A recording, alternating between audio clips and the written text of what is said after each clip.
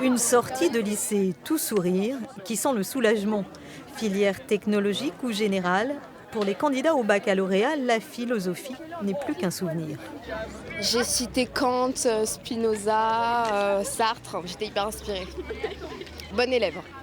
2 heures à bien réfléchir et après et à faire le plan en brouillon et après on écrit pendant 2 heures. Dans ce métier, on se pose des questions qu'on ne se pose pas assez, je trouve, et que c'est quand même assez intéressant d'y répondre de manière claire et précise, selon nos critères. 4 heures à plancher sur les pratiques artistiques transforment-elles le monde ou revient-il à l'État de décider de ce qui est juste?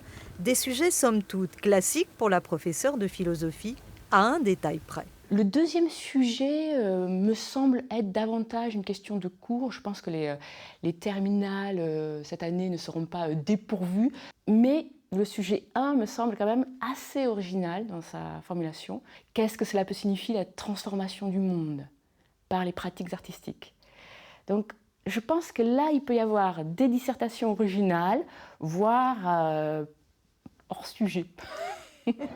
Ce matin, aux portes de ce lycée nantais, loin de la traditionnelle angoisse de l'épreuve, la philosophie semblait avoir perdu de sa superbe. Fini le rite initiatique, la matière se vit en mode désinvolte.